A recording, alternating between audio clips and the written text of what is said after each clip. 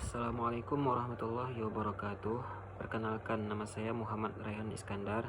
Saya dari Prodi Statistika Fakultas MIPA Universitas Syahkuala. Video ini bertujuan untuk melengkapi tugas akhir saya pada mata kuliah Praktikum Metode Statistika. Di sini saya mengambil judul yaitu penerapan UJT, regresi linear, dan ANOVA menggunakan RStudio dalam analisis data, kesehatan, dan lingkungan. Di sini terdiri dari 3 soal. Soal yang pertama tentang UJT, soal yang kedua tentang regresi linear, dan yang ketiga tentang ANOVA. Dan semuanya saya jawab menggunakan RStudio ya. Oke, langsung saja kita masuk ke soal yang pertama.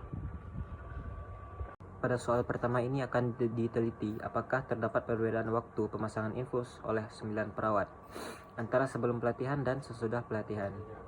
Ini datanya karena perawat ada 9, maka sampelnya atau N-nya itu 9. Oh ya, angka di sini dalam kurun waktu menit ya. Untuk masalah seperti ini, kita bisa gunakan UJT berpasangan. Kenapa? Karena datanya saling berpasangan. Ada data sebelum dan data sesudah. Ada perbedaan waktu sebelum dan sesudah pelatihan. Sedangkan H1 yaitu mu D tidak sama dengan 0. Artinya ada perbedaan waktu sebelum dan sesudah pelatihan. Untuk taraf nyatanya seperti biasa 0,05 dan daerah penolakannya tolak H0 jika T hitung lebih besar daripada T tabel. Tolak H0 juga jika P value lebih kecil daripada alfa.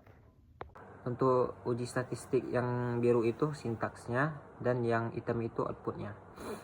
Bisa kita lihat pada gambar tersebut, yang saya merahkan itu ada T hitungnya, P value-nya, dan DF-nya.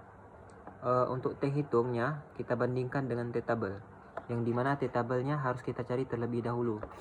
Kita lihat pada tabel T. Singkat cerita, yang selanjutnya kita masuk ke soal yang kedua, yaitu regresi dan korelasi. Di sini kita menganalisis hubungan antara jumlah timbunan sampah dengan jumlah penduduk yang berada di Provinsi Jawa Barat pada tahun 2020. Sumber datanya langsung dari BPS. Pertama, kita tentukan variabel X, yaitu jumlah timbunan sampah. Kedua, kita tentukan variabel Y, yaitu jumlah penduduk. Lalu kita selesaikan dengan metode regresi linear sederhana dan korelasi menggunakan RStudio. Bisa kita lihat ya, datanya ada banyak. Di sini pertama kita bikin model regresinya ya. Untuk melihat datanya seperti apa. Di sini tertulis teman-teman, berdasarkan gambar, semakin besar jumlah penduduk, maka semakin besar pula jumlah timbunan sampah. Secara logika masuk ya. Dan setiap kenaikan satu penduduk itu bertambah 0,52 satuan sampahnya. Dan di sini ada scatter plotnya juga, bisa kita lihat grafiknya bahwasanya kala jumlah penduduk bertambah, jumlah timbunnya juga naik. Untuk hipotesis yang soal nomor 2 berbeda dengan yang satu. Untuk yang kedua kita gunakan H0 sama dengan beta 1 sama dengan 0, yang artinya rata-rata jumlah timbun sampah tidak mempengaruhi jumlah penduduk. Untuk H1-nya kita gunakan beta 1 tidak sama dengan 0. Rata-rata jumlah timbun sampah mempengaruhi jumlah penduduk. Untuk taraf nyatanya kita gunakan 0,05 seperti biasa, dan daerah penolakannya sama. Tetapi ada yang sedikit berbeda, kita menggunakan F tabel di sini. Bisa kita lihat uji statistiknya di sini. Ada tanda biru yang saya buat, yang barisan paling bawah. Nah, itu ada F statistiknya. Itu sama saja seperti F hitung. Dan di sini kita menggunakan F tabel, berbeda dengan T tabel. Dari gambar tersebut bisa kita buat keputusan bahwa menolak H0 karena F hitung lebih besar daripada F tabel. Dan kesimpulannya, jumlah timbunan sampah itu berpengaruh signifikan terhadap jumlah penduduk. Karena di sini H0 tidak mempengaruhi, sedangkan H1 itu mempengaruhi. Bisa dilihat pada hipotesis yang tadi ya. Dan di sini ada nilai korelasi dan koefisien determinasi. Kita dapatkan bahwa nilai korelasinya itu 0,85 sekian. Jika kita lihat pada tabel, itu termasuk tingkat hubungan yang sangat kuat. Artinya, tingkat hubungan jumlah timbunan sampah itu sangat kuat dengan jumlah penduduk.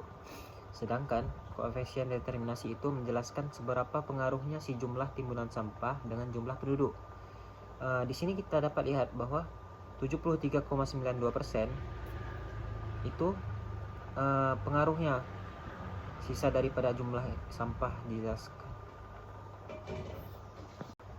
Selanjutnya kita masuk ke soal yang ketiga, yaitu uji ANOVA. Tujuan kita di sini yaitu mengetahui pengaruh dosis fumigan terhadap daya tumbuh benih kacang hijau. Untuk dosisnya ada 4 dan pengulangan terhadap dosisnya itu ada 5. Di sini kita menggunakan uji ANOVA satu arah ya. Di sini kita uji statistiknya seperti ini. Lalu kita dapatkan F hitungnya dan P value-nya. Oh ya, di sini kita menggunakan F tabel lagi ya teman-teman. Dari output tersebut bisa kita buat keputusan bahwa F hitung lebih besar daripada F tabel. Artinya menolak H0.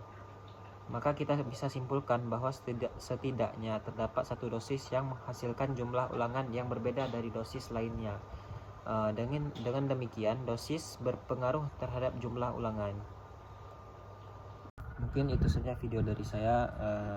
Sebelum saya akhiri, saya ingin berterima kasih kepada asisten laboratorium saya, yaitu Kak Syifa dan Kak Mutia, yang telah membimbing saya selama 1 semester. Sekian dari saya, terima kasih. Wassalamualaikum warahmatullahi wabarakatuh.